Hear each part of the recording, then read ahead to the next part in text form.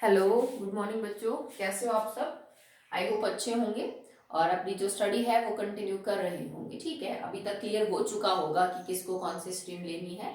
बेटा, जो टॉपिक्स आपको पढ़ाए जा रहे हैं उनको ध्यान से अटेम्प्ट करिए। These are actually basics. आपका चैप्टर का नाम ही है some basic concept of chemistry. पर ये समझ आएगा तो आगे केमिस्ट्री समझ आएगी। ठीक है, इनको इग्नोर नहीं करना बिल्कुल। ये आपको शुरू में ही समझ लीजिए कि तैयार कर रहा है आगे केमिस्ट्री पढ़ने के लिए। ठीक है, so these are basic fundamental concepts जो हर बच्चे को क्लियर होने चाहिए, तब जाके आपको आगे का पोर्शन जो है वो समझ आएगा। एंड बेसिक्स का मतलब सिर्फ ये नहीं है कि 11वीं के बेसिक्स है, ये वो बेसिक्स है जो आपको 11th और 12th की केमिस्ट्री पढ़ने के लिए पता होने चाहिए। So they will help in 12th class also, not in 11th class only. Okay, चलिए स्टार्ट करते हैं। फर्स्ट चैप्टर के अंदर हमारा टॉपिक है आज का, दैट इज कंसंट्रेशन टर्म्स। अब कंसंट्रेशन टर्म से हमारा क्या मतलब है कि अब हम किसी सॉल्यूशन की कंसंट्रेशन को एक्सप्रेस करने के लिए अलग अलग टर्म्स का सहारा लेंगे। सो नाउ उससे पहले आपको पता होना चाहिए व्हाट इज अ सॉल्यूशन। किसी सॉल्यूशन को कैसे एक्सप्लेन करेंगे? It is a homogeneous mixture of two or more non-reacting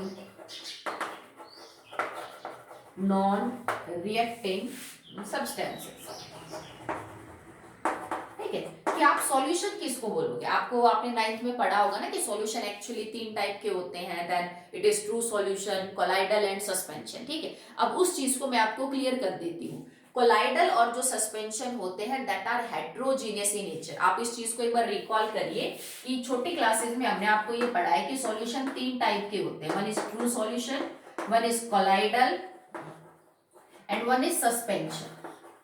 ठीक है, और मैं आपसे ये कह रही हूँ कि बेटा जो सॉल्यूशन है ना, it is a homogeneous mixture of two or more non reacting substance. मतलब होमोजीनियस मिक्सचर है दो, क्योंकि सॉल्यूशन है तो कम से कम तो दो होंगे ही होंगे बेटा, एक से तो क्या सॉल्यूशन बनेगा। दो या उससे ज्यादा नॉन रिएक्टिंग, जो चीजें आपस में रिएक्ट ना करती हो। क्योंकि अगर आपने दो चीजों को मिलाया मिक्सचर बनाने के लिए, सॉल्यूशन बनाने के लिए, और उन्होंने आपस में रिएक्शन कर ली तो वो कोई कंपाउंड बनेगा, that will not be a mixture. समझ रहे हो? तो रिएक्शन नहीं करनी चाहिए उनको।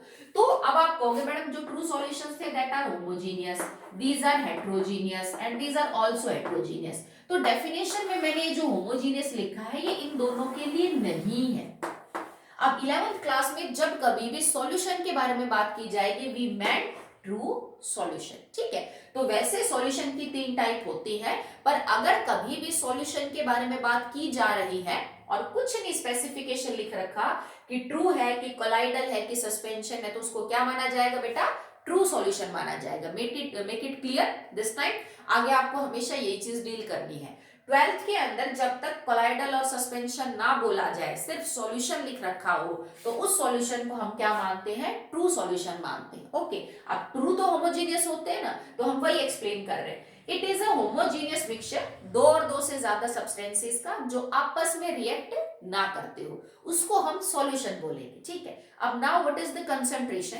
ठीक है, चलो उससे पहले ये और देख लो कि 11th और 12th में जो सॉल्यूशन पढ़े जाते हैं वो बाइनरी सॉल्यूशंस होते हैं। बाइनरी सॉल्यूशंस वो होते हैं जिसमें सिर्फ दो कंपोनेंट होते हैं, एक तो होता है सॉल्यूट और एक होता है सॉल्वेंट। सॉल्वेंट जिसमें घोला जाता है, जिसमें घोला जाता है, और ये है जिसको घोला जाता है, जिसको घोला जाता है। मतलब यूं समझ लीजिए कि जिस चीज में डिसॉल्व कर रहे हो आप दैट इज सॉल्वेंट, और जिसको डिसॉल्व कर रहे हो that is known as solute. ठीक है, आगे सॉल्यूट और सॉल्वेंट को एक और तरह से भी एक्सप्लेन करते हैं, एक बार आप वो देख लीजिए।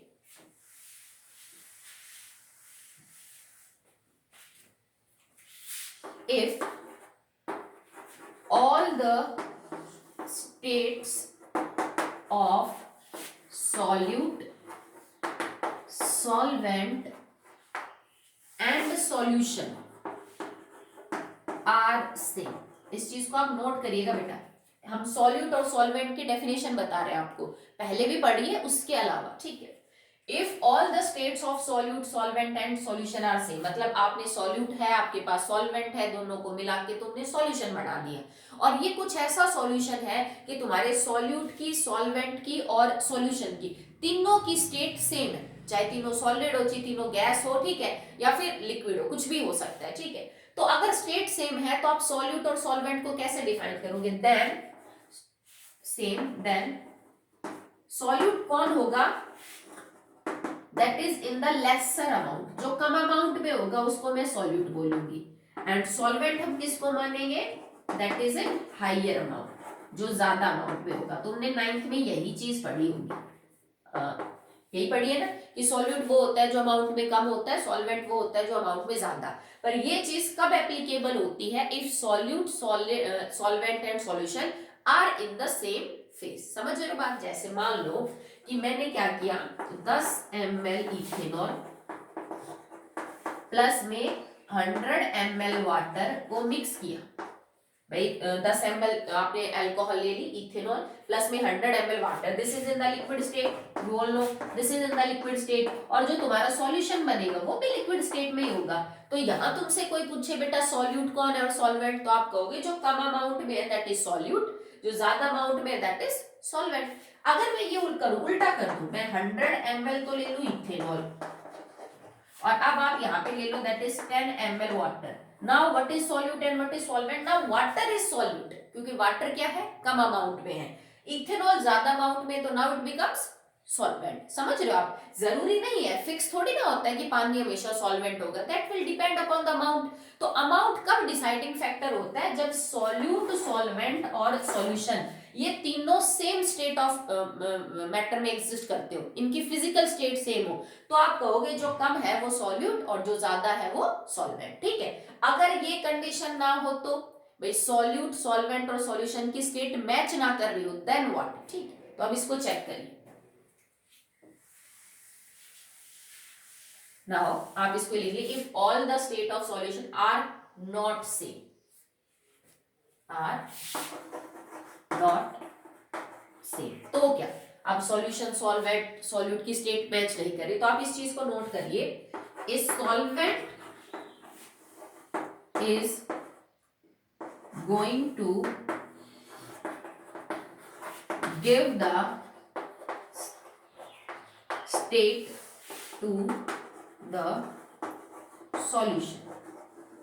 इस चीज का मतलब समझिए, अगर आप सॉल्यूट, सॉल्वेंट और सॉल्यूशन की स्टेट सेम नहीं ले रहे हो तो उसमें कैसे आइडेंटिफाई करोगे कि सॉल्यूट कौन और सॉल्वेंट कौन? Now amount will not decide, amount यहाँ काम नहीं करेगा, ठीक है। तो आप लिख भी लीजिए, here amount will not play the role, कोई रोल प्ले नहीं करेगा। कौन रोल प्ले करेगा?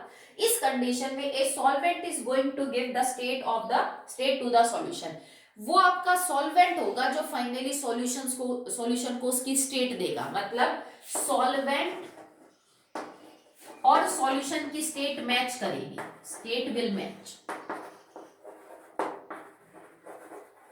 ठीक है। इसका मतलब अगर आपके पास कोई, मान लीजिए जैसे सॉल्यूट जो है मेरा वो सॉलिड है और जो सॉल्वेंट है मेरा वो लिक्विड है, तो जब इन दोनों को मिक्स करोगे आपका सॉल्यूशन क्या बनेगा? दैट विल बी लिक्विड, क्योंकि सॉल्वेंट ही डिसाइड करता है what will be the state of the solution. या ये समझ लीजिए सॉल्वेंट वाली ही स्टेट सॉल्यूशन की स्टेट होगी, ठीक है। अमाउंट कम ज्यादा हो सकता है, कैसे मैं वो आप चीज समझाती हूँ आपको। देखो मान लो मैंने 2 ग्राम NaCl लिया और 20 ग्राम पानी लिया, सॉल्यूशन बना लिया। भाई तुम 20 ग्राम पानी में 2 ग्राम नमक घोलोगे तो सॉल्यूशन लिक्विड ही बनेगा, ठीक है। ये लिक्विड है, ये सॉलिड है, सॉल्यूशन जो बना दैट विल बी लिक्विड। तो इसका मतलब लिक्विड कौन है? ऊपर कंपोनेंट पानी, तो पानी विल बी सॉल्वेंट, क्योंकि सॉल्वेंट ही फाइनली सॉल्यूशन को अपनी स्टेट देता है। अगर मैं इसको उल्टा कर दूं, now we have 20 gram NaCl, और चलो थोड़ा सही ले लो, 10 ग्राम ले लो वाटर। भाई 20 ग्राम तो नमक है पर 10 ग्राम पानी है। अब अमाउंट तो मैंने NaCl का ज्यादा ले लिया, ठीक है, पर जो पानी है दैट इज 10 ग्राम ओनली। तो एक बात बताओ, अगर तुम 20 ग्राम नमक को 10 ग्राम पानी में डालोगे तो जितना भी वो पानी नमक को डिसॉल्व करेगा वो सॉल्यूशन तो लिक्विड ही बनेगा, ठीक है। हो सकता है कि तुमने नमक बहुत ज्यादा ले रखा हो और पानी कम है, तो वो कम पानी जितना नमक घोल सकेगा उतना घोल लेगा, वो सॉल्यूशन तो लिक्विड बनेगा। बाकी जो नमक नहीं घुल पाया वो अनडिजोल्व रह जाएगा सॉल्यूशन में, मतलब सॉल्यूशन सैचुरेटेड बन गया आपका। तो जो सॉल्यूशन बनेगा वो तो लिक्विड ही बनेगा ना, चाहे नमक आपने कितना भी ज्यादा ले रखा और पानी चाहे कम हो। इसका मतलब यहाँ पे अमाउंट मैटर नहीं कर रहा।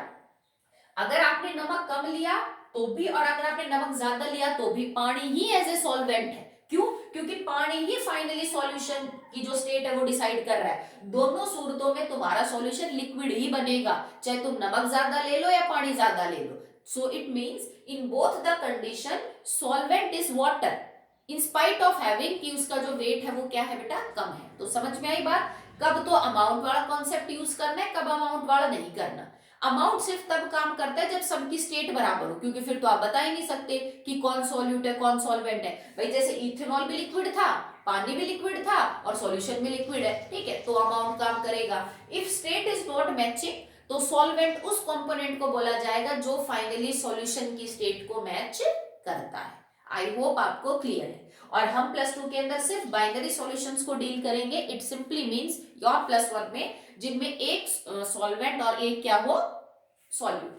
ठीक है, चलिए अब अपने टॉपिक पे आ जाते हैं, मेन पे। ये तो मैंने आपको समझाया है कि एक्चुअली हमें क्या पढ़ना है। What is concentration term. अब कंसंट्रेशन क्या होती है किसी भी सॉल्यूशन की।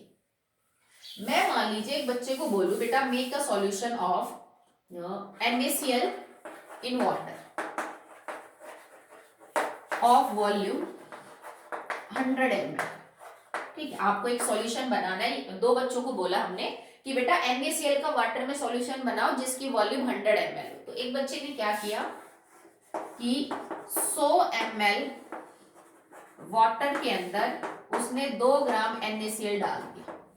एक दूसरे बच्चे ने क्या किया, 100 ml वाटर के अंदर 4 ग्राम NaCl डाल दिया। दोनों बच्चों ने अप्रोक्सीमेटली सॉल्यूशन जो है वो 100 ml ही बनाया। दोनों ने नमक का ही सॉल्यूशन बनाया पानी में, पर फिर भी दोनों के सॉल्यूशन सेम नहीं है। क्या फर्क है भाई, इसमें 100 ग्राम में 2 ग्राम नमक है, सॉरी 100 ml में 2 ग्राम नमक है और इसमें 100 ml में 4 ग्राम है। तो मतलब सॉल्यूट सॉल्वेंट की जो परसेंटेज कंपोजिशन है वो बदल गई। ठीक है भाई, टोटल में से कितना तुम्हारा नमक है, टोटल में इधर कितना नमक है, वो बदल गया।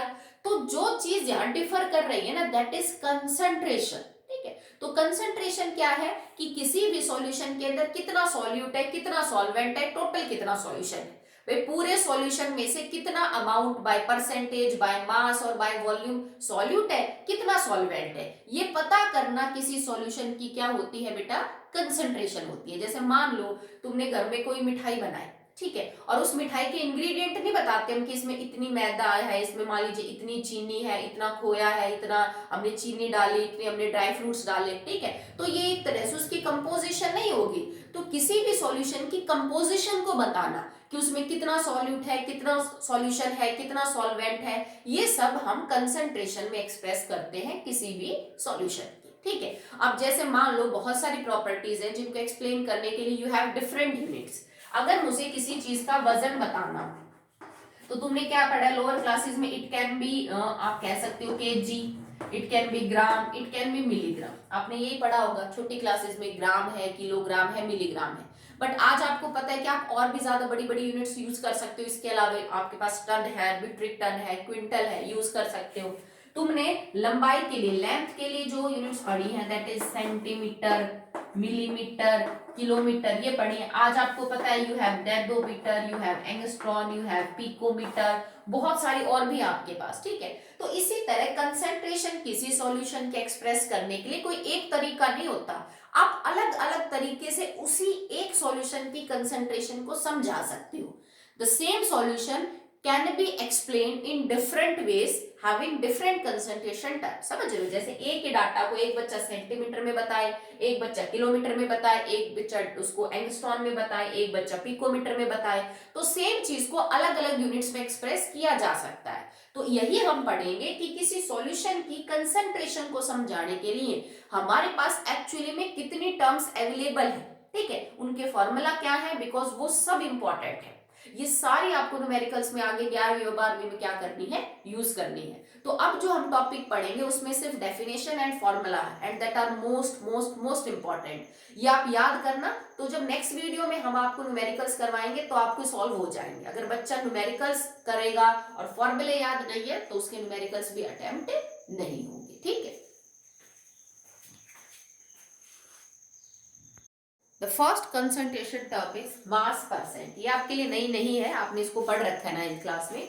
मास परसेंट क्या होता है, परसेंटेज बाय मास, ठीक है। तो इसमें हम क्या निकालते हैं, मास of solute divided by the mass of solution and multiply by the 100, ठीक है। तो किसी भी, और एक बात याद रखना बेटा, ये जो हम कंसंट्रेशन निकालते हैं ना, ये हम सॉल्यूट के हिसाब से निकालते हैं हमेशा, ठीक है। तो सॉल्यूट की परसेंटेज आपको पता होगी। देखो जैसे मान लीजिए solution is binary, it have two components, one is solute and one is solvent. अगर मैं आपको ये बता दूं कि सॉल्यूट जो है वो 20% है, तो ऑटोमेटिकली सॉल्वेंट इज 80%। तो दोनों के लिए सॉल्व करने की क्या जरूरत है, आप एक के लिए कर लीजिए। तो हम हमेशा सॉल्यूट के लिए सॉल्व करते हैं। तो किसी भी सॉल्यूशन की अगर आपको कंसेंट्रेशन मास परसेंट में समझानी है तो आप क्या कहोगे, उस सॉल्यूशन में सॉल्यूट कितना है मास में ऊपर, नीचे सॉल्वेंट का मास कितना है नीचे, और गुना में 100। आप यहाँ पे जरूरी नहीं कि ऐसा यूनिट पे लोगे, मैडम इसमें भी मैं केजी लूं इसमें भी केजी, नहीं, बिकॉज वो यूनिट्स तो कटनी है ऊपर नीचे। जैसे आपको ये कहते कोई बेटा 20 ग्राम NaOH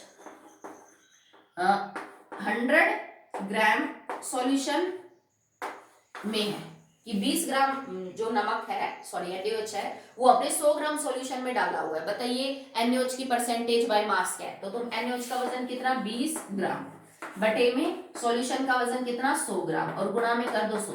अब अगर कोई बच्चा चलो इसको स्टैंडर्ड यूनिट्स में करे तो वो इस 20 ग्राम को भी केजी में कन्वर्ट करेगा, इसको भी केजी में कन्वर्ट करेगा, सेम चीज फिर भी आनी है, क्योंकि ऊपर नीचे दोनों जगह आप करोगे ना यूनिट्स चेंज, तो आपका सेम ही आंसर आएगा। तो आपने इसको सॉल्व किया, 100 से 100 कट गया, योर आंसर विल बी 20%, कि आपका जो सॉल्यूशन है that is 20% by mass. By mass का मतलब क्या है कि हमने वजन के हिसाब से परसेंटेज निकाली है। एक और होता है बेटा वॉल्यूम परसेंट।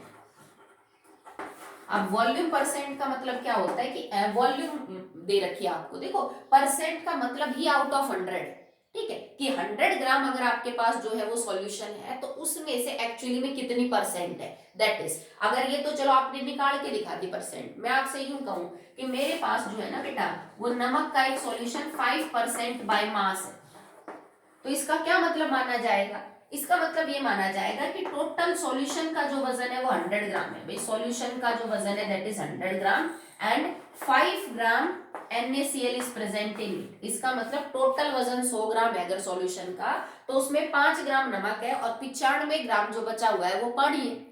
अगर मैं कभी भी सॉल्यूशन के अंदर सॉल्वेंट नहीं बताती हूँ, मेंशन किया हुआ नहीं मिलता है, तो हम उसको पानी मानते हैं, ठीक है। तो परसेंटेज का मतलब है आउट ऑफ 100 ये कितना मौजूद है आपका सॉल्यूट, ठीक है। तो परसेंटेज बाय मास का मतलब है आउट ऑफ 100 ग्राम सॉल्यूशन आपके सॉल्यूट का कितना वजन ग्राम में है। देखो मैंने यहाँ पे 100 ग्राम लिखा है, आप यहाँ पे 100 केजी नहीं लोगे क्योंकि वो बहुत बड़ा सॉल्यूशन हो जाएगा, इतना हम डील करते नहीं, ओके।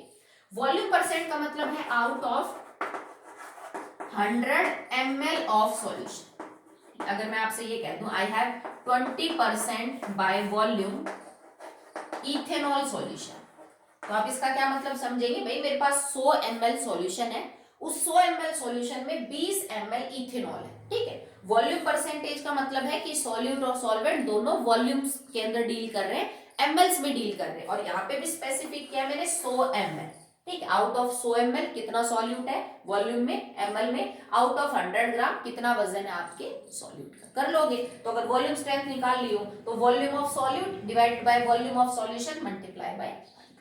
आई होप निकाल लेंगे आप। चलिए नेक्स्ट देखिए, तो ये तो आपने पढ़ रखा था, सेकंड पढ़ेंगे हम दैट इज स्ट्रेंथ।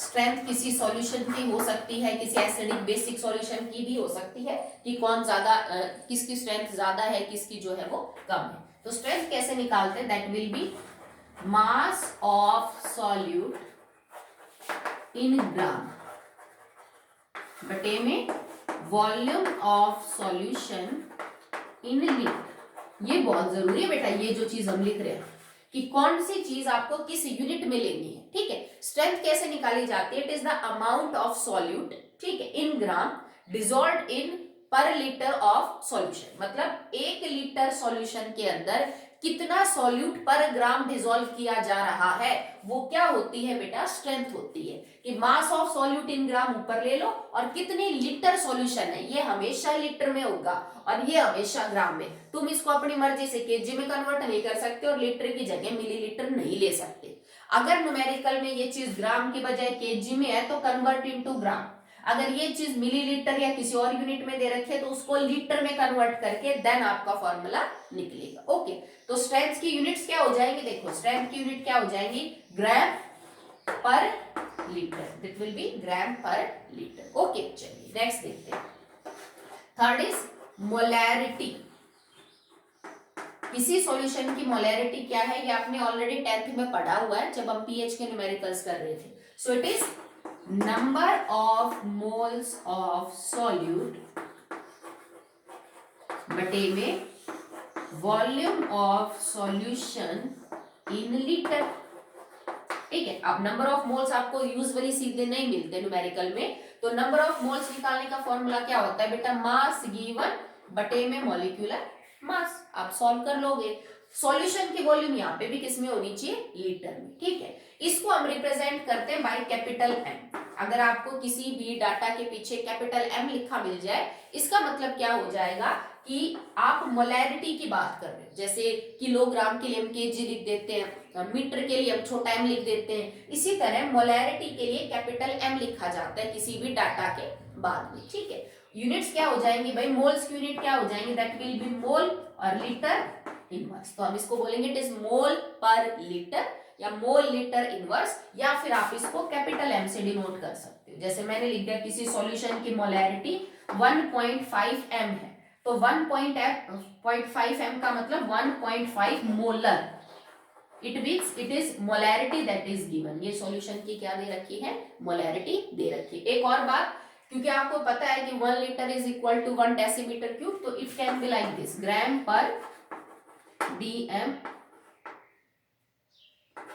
ठीक है। तो ये भी आपका जो है वो हो सकता है, या फिर सीधा नेगेटिव लगा दो, ठीक है। तो इसमें भी रिप्रेजेंट कर सकते हो, क्योंकि आपको पता है that 1 litre is equal to 1 decimetre cube, तो सेम चीज भी हो सकती है, ठीक है। तो this is the formula of molarity, you all know that. बोल्स आपको नहीं मिलेंगे, आपको सॉल्व करके निकालने पड़ेंगे, ठीक है। हम इनके न्यूमेरिकल करेंगे तब आपको और क्लियर हो जाएंगे टर्म्स। अभी के लिए मैं समझा रही हूँ, आप इनको याद कर लो, फिर न्यूमेरिकल्स करेंगे तो ऑटोमेटिकली आपको क्लियर होता जाएगा कहाँ क्या चीज पुट करनी है। Next is molality. It is, देखो मोलैरिटी है ये, और ये है मोलैलिटी, फर्क है दोनों में। इसको हम छोटे m से रिप्रेजेंट करते हैं। किसी डाटा के पीछे अगर छोटा m लिखा तो वो मोलैलिटी है, बड़ा m लिखा मिला तो मोलैरिटी है, ठीक है। इसके फॉर्मूला क्या है, it is number of moles of solute बटे में mass of solvent in KG, ठीक है। आप ऊपर तो सेम चीज है, सॉल्यूट का जो भी वजन आपको दे रखा हो उसको मॉलिक्यूलर मास से डिवाइड करके आप सॉल्यूट के नंबर ऑफ मोल्स को निकाल लीजिए, पर नीचे तुम्हें सॉल्वेंट का मास लेना है किलोग्राम में, ठीक है। अगर मान लीजिए वो आपको ग्राम में दे रहा है, then convert into the KG, या आप इसको यूं समझ लीजिए, it is the number of moles of solute dissolved per KG of the solvent. भाई 1 केजी सॉल्वेंट के हिसाब से कितना कितना सॉल्यूट आपने डिसॉल्व किया है मोल्स में, वो आप पता कर लोगे इन टर्म्स ऑफ मोलैलिटी, ठीक है। So number of moles of solute बटे में mass of solvent in KG. यहाँ सॉल्यूशन का मास दिया मिलेगा, उसमें से सॉल्यूट का घटा के तुम्हें सॉल्वेंट का निकालना पड़ेगा, केजी में कन्वर्ट करना पड़ेगा, फिर आपका आंसर आएगा। यूनिट्स क्या हो जाएंगे, देखो ऊपर तो मोल्स ही है, it is moles per KG, ठीक है। तो यूनिट हो जाएंगे मोल्स पर केजी। नहीं तो आप इसको यूं भी लिख सकते हो, जैसे मान लो किसी सॉल्यूशन की मोलैलिटी 0.5 मोल पर केजी है, तो आप उसको लिखोगे 0.5 और छोटा m। छोटा m का मतलब है कि मोलैलिटी दे रखी है भाई, और इसको आप बोलोगे 0.5 molar, this is called as 0.5 molar. Okay, चलिए नेक्स्ट देखिए।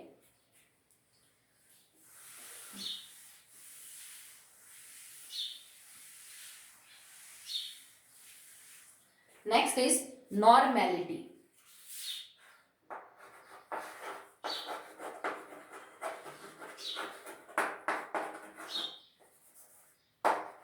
नॉर्मेलिटी, इसको हम कैपिटल एन से डिनोट करते हैं बेटा, this is denoted by capital N, ठीक है। नॉर्मेलिटी, मोलैरिटी, नॉर्मेलिटी, ठीक है। क्या होता है, it is equal to number of gram equivalent of solute. देखो हर जगह हम सॉल्यूट को ही लिख रहे हैं ऊपर, क्योंकि हम बाइनरी सॉल्यूशंस पढ़ रहे हैं। तो एक बार अगर सॉल्यूशन के हिसाब को डील कर रहे हैं, आपने सॉल्यूट के बारे में कुछ पता कर लिया, तो बचा हुआ पार्ट सॉल्वेंट होगा, ठीक है। Divided by volume of solution in litre. Okay, तो देखो नीचे वाले टर्म तो सेम है कि भाई आपको सॉल्यूशन की वॉल्यूम लीटर में लेनी है, ऊपर वाले टर्म थोड़ी अलग है, number of gram equivalent of solute. अब तक हम मोल्स पढ़ रहे थे सॉल्यूट के, तो ग्राम इक्विवेलेंट कैसे निकालते हैं वो आप चेक करिए। इधर मैं आपको बता रही हूँ how to calculate gram equivalent of any substance.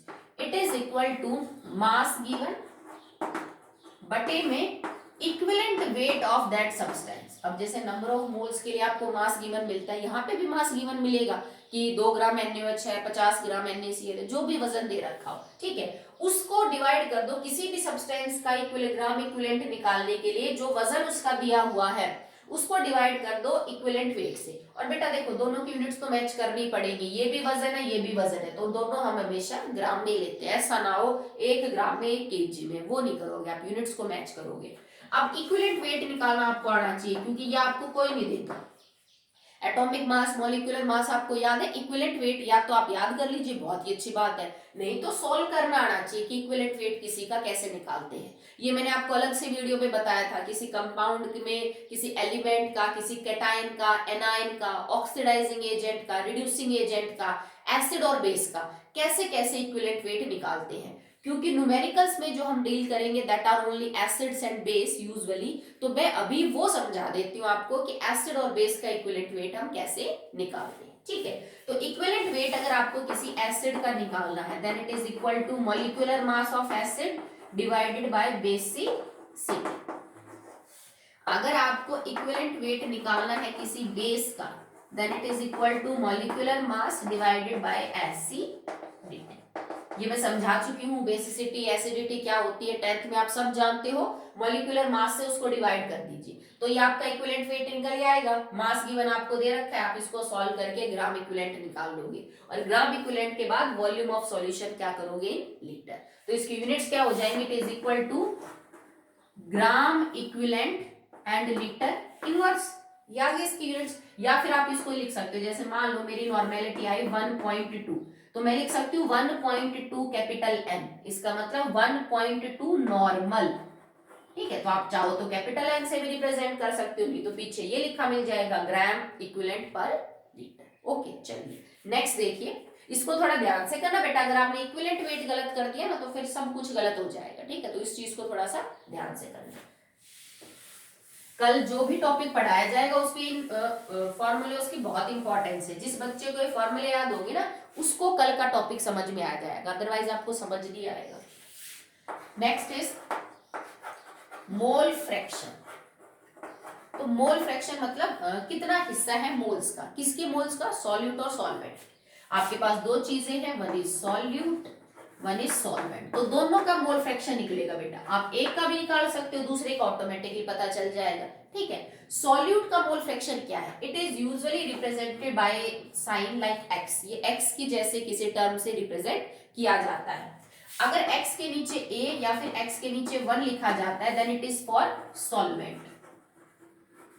अगर x के नीचे b या फिर x के नीचे 2 लिखा जाता है then it is for solute generally.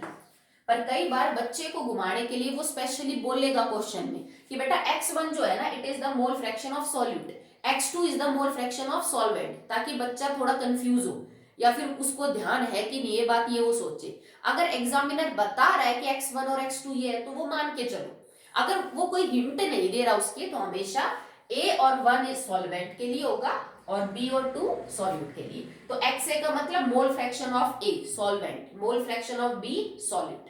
तो सॉल्वेंट का मोल फ्रैक्शन निकालने का क्या तरीका होता है बेटा, number of moles of solvent बटे में number of moles of solvent plus number of moles of solute.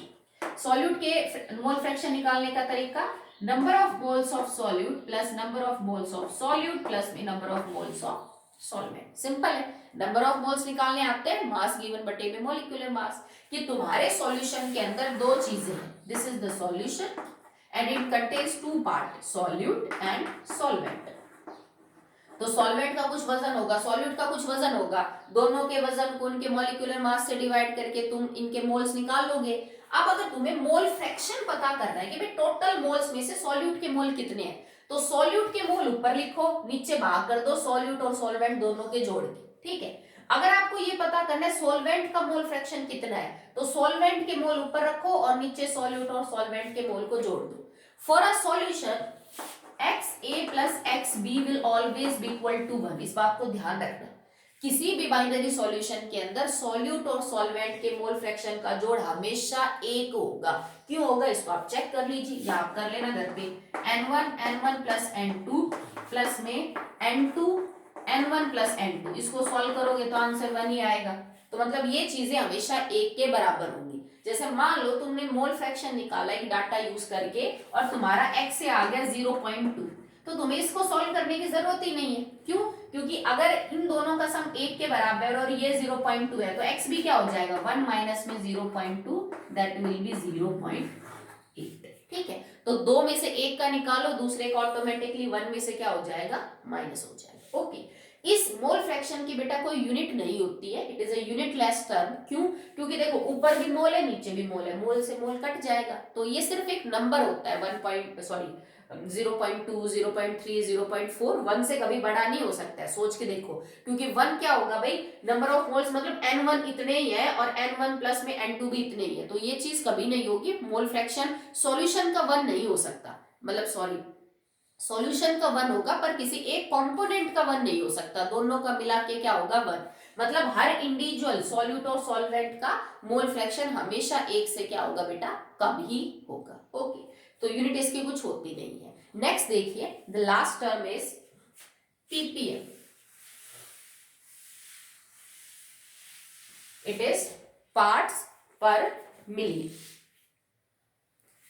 Next is ppm, it is parts per million. Million आप सब जानते हो, 10 to आप समझ लीजिए इसको 10 लाख समझ लीजिए, ठीक है।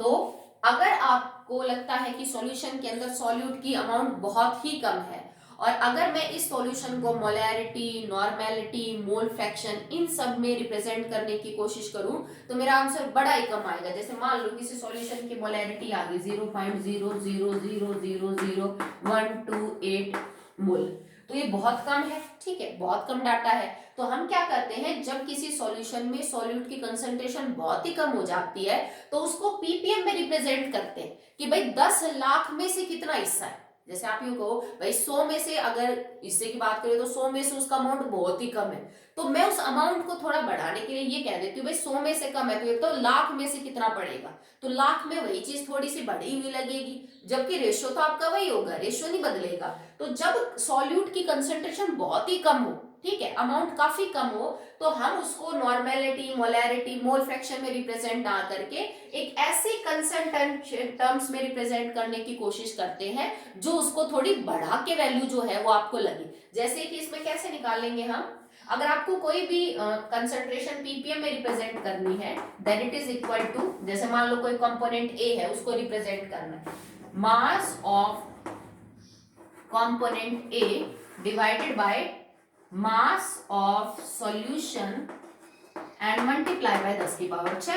भाई 10 लाख से आप उसको गुणा कर दो। तो अगर आपको जैसे मोलैरिटी दे रखी है कि भाई मेरा मास तो बहुत ही ज्यादा है, उसका सॉल्यूशन का मास बहुत ज्यादा है, मान लो मेरा सॉल्यूशन है 50 लाख, या फिर चलो इतना ही कर लो, 50 लाख ग्राम जो है वो आपके सॉल्यूशन का वजन है, ये सॉल्यूशन का वजन है, और उसमें 2 ग्राम जो है वो आपका सॉल्यूट है। अगर मैं इसकी मोलैरिटी या मोलैलिटी ही पता करूं, देखो इसको मोलैलिटी पता कर सकते हो, 2 ग्राम सॉल्यूट, अगर मैं तुम्हें इसका मॉलिक्यूलर मास दे दूं तो जब तुम इसको सॉल्व करोगे तो तुम्हारा आंसर बड़ा ही कम आएगा, ठीक है। इससे अच्छा है कि आप इसको यूं रिप्रेजेंट करो, आपका होमवर्क रहेगा, आप इसके लिए मोलैलिटी पता करना कि इसकी मोलैलिटी क्या आएगी, ठीक है। और मैं तुम्हें मास बता देती हूँ, मान लो मॉलिक्यूलर मास इस सॉल्यूट का 20 ग्राम है, ठीक है। 20 ग्राम इस सॉल्यूट का मॉलिक्यूलर मास है, 50 लाख ग्राम आपके सॉल्यूशन का वजन है, और सॉल्यूट जो है वो 2 ग्राम है। आप इसकी मोलैलिटी निकालना, इसी चीज को अगर तुम यू रिप्रेजेंट करोगे तो डाटा थोड़ा ठीक ठीक आएगा, ठीक है। If you find out the ppm concentration for this data, then it is equal to 20 gram, sorry 2 ग्राम हमने सॉल्यूट लिया है, डिवाइडेड बाय जो आपके सॉल्यूशन का टोटल मास है वो that is 50 lakh gram and multiply by 10⁻⁶। तो इसको जब आप सॉल्व करेंगे तो मे भी आपका जो डाटा है that will be an appreciable data, बजाय कि आप इसी की मोलैलिटी या फिर मोलैलिटी वगैरह सॉल्व करें, ठीक है। जैसे आप इसको कट कर देंगे भाई, यहाँ पे भी आपके सीधा कट हो जाएगा, that will be equal to 2/5। आप इसको सॉल्व करेंगे तो your answer will be 0.4 ppm, ठीक है। तो इस तरह से आपका जो आंसर है वो आ जाएगा 0.4, फिर भी ठीक है। अगर आप इसकी मोलैलिटी निकाल के देखेंगे तो आपका आंसर बड़ा ही कम आएगा, आप घर से चेक कर लेना। आप इसकी मोलैलिटी के अलावा मोलैरिटी नहीं निकाल सकते अगर मैं आपको डेंसिटी ना दूं, बिकॉज मैंने आपको मास दिया, मैंने आपको वॉल्यूम नहीं दी ना। तो वॉल्यूम अगर आपको निकालनी है तो डेंसिटी पता होनी चाहिए, तब मैं मास और वॉल्यूम को रिलेट कर सकती हूँ। तो इस केस में you can't find out the molarity अगर मैं आपको पानी के अलावा कुछ मीडियम जो है वो बताती हूँ, सॉल्वेंट कोई और है, ठीक है। तो यहाँ तक अभी हमने कंसंट्रेशन टर्म्स को कंप्लीट किया है। फॉर्मूले आप याद कर लेना, लिख लिख के प्रैक्टिस करना। आगे का टॉपिक है उसमें कुछ और फॉर्मूलेज बचे हुए, उसको हम डिस्कस करेंगे। देन इतने भी फॉर्मूले जो पढ़े अभी, इन सब के आगे क्या होंगे बेटा, न्यूमेरिकल्स होंगे, ठीक है। That's all for the day.